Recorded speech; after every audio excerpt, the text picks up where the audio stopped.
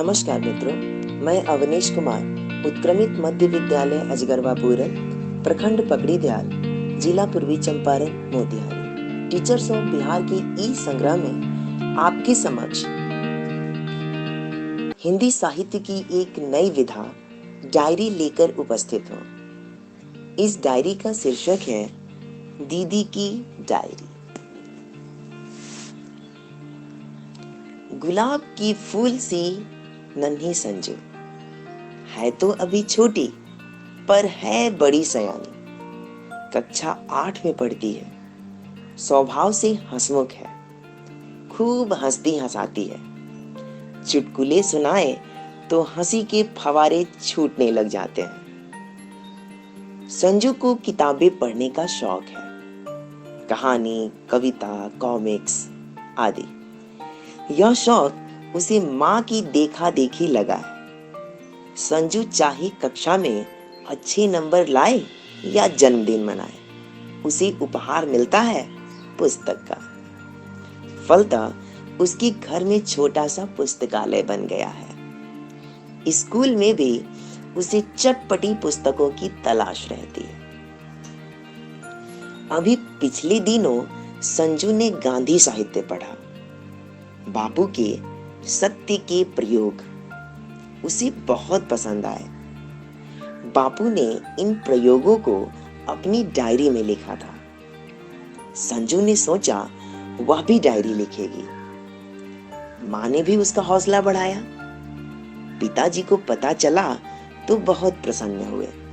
उन्होंने उसे एक सुंदर डायरी ला दी। अब संजू मुश्किल में पड़ गई कि वह कैसे शुरू करे। तभी उसे याद आया, उसकी दीदी भी तो डायरी लिखती है। उसने दीदी को अपनी इच्छा बताई। दीदी ने हौसला बढ़ाते हुए कहा, यह तो कोई कठिन बात नहीं, बस रात भर मन लगाकर बैठ जाओ, दिन भर की सारी घटनाएं याद करो और वैसी की वैसी लिख दो। बस इसे प्रतिदिन लिखते रहना जरूरी है।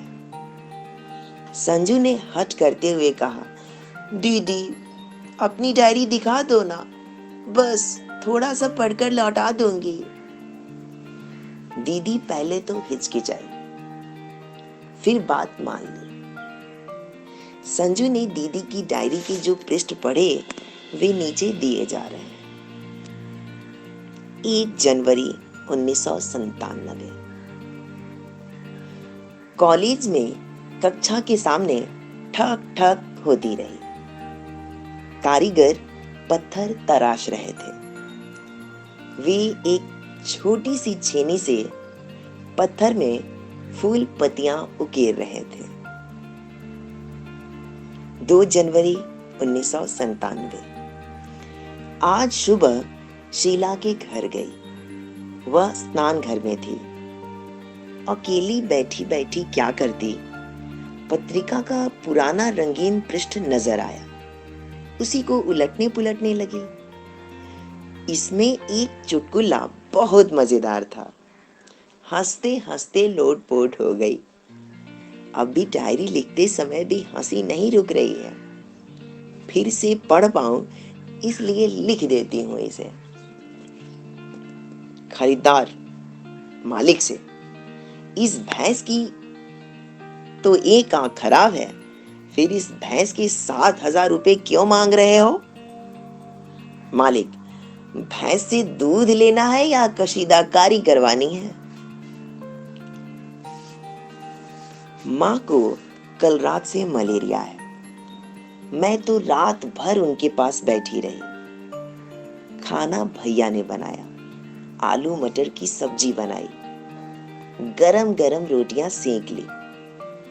मैंने ज्यों ही पहला कौर मुंह में डाला तो फीका लगा। नमक तो था ही नहीं। माँ ने पूछा, सब्जी कैसी बनी?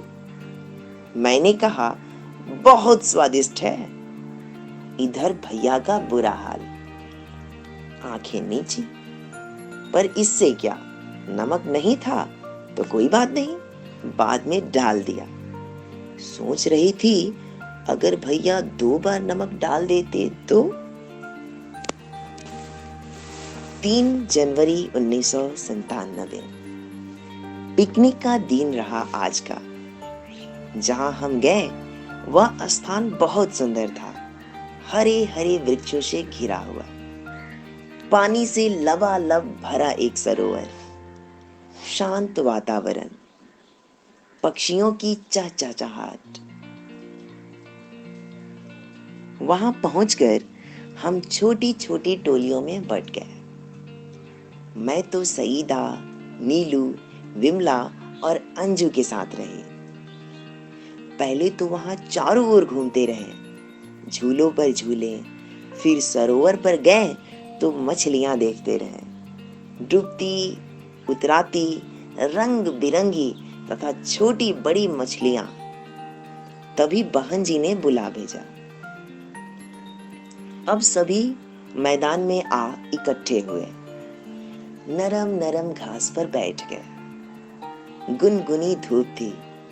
बारी बारी से हमने गाना गाया। ढोलक बजी तो नाच गान में रम गई। मंजू जो कक्षा में चुपचाप बैठी रहती थी, आज खूब नाची। मैंने भी जादू का खेल दिखाया। खेल में जिसने जो फल चाहा उसी फल की खुशबू सुंघा दी, जो मिठाई मांगी वहीं चखा दी। कितना आनंद आया, लिख ना सकूंगी। मेरे जादू के करिश्मे को देख संजू तो मचल ही गई। बोली, एक दो जादू तो मुझे भी सिखा दो दीदी। मैं भी विज्ञान के ऐसे दूसरे खेल सीखूंगी। मन करता है पिकनिक के दिन बार बार आए। 4 जनवरी 97। आज रविवार था। कहीं आने जाने की इच्छा तो थी नहीं। माँ ने चाट बनाई थी। जमकर नाश्ता किया, चाय की चुस्कियां ली और फिर सुबह सुबह ही बैठ गई। सोचा वह पुस्तक पढ़ ही डालूं जो कल पुस्तकालय से लाई थी। नाम तो बड़ा अजीब था, तोतो चान। एक जापानी लड़की की कहानी है, बड़ी मजेदार। जिस स्कूल में वह पढ़ती थी वह रेल के 6 डिब्बों में चलता था। जो जहां चाहे बैठे, जो जहां चाहे पढ़े, शिक्षक का कोई डर नहीं, पूरी आजादी। तोतो चान एक मनमौजी लड़की, जिसे अपनी शरारत के कारण कई स्कूल बदलने पड़े। वह यहाँ रेल के डिब्बे वाले स्कूल में जम गई। उसका जीवन बदल गया।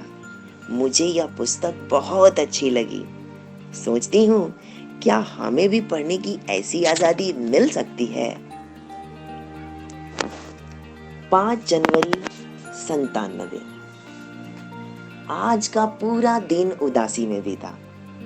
माँ ने मुझे बार बार टोका। उदासीनता का कारण जानना चाहा, पर मैं कुछ बोल ना पाई। क्या बताऊं, वह मेरी सहेली नीलू है ना, कल से पढ़ने नहीं जाएगी। 1 महीने बाद यह गांव भी छूट जाएगा। उम्र तो मेरी जितनी ही है, पर घर वाले उसके हाथ पीले करके ही दम लेंगे।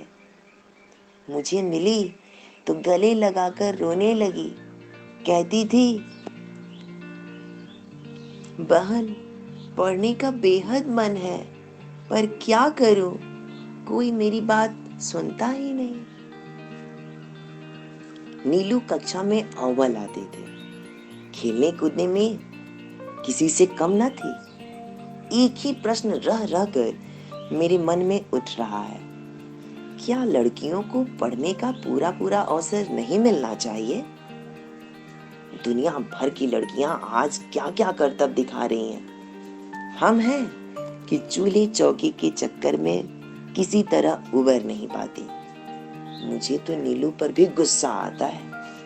आखिर कब तक अपनी इच्छाओं का गला दबाती रहेगी? मैं तो यह स्थिति कदापि। 6 जनवरी 1997। स्कूल जाने के लिए समय पर घर से निकली। तपाक से छींक हुई।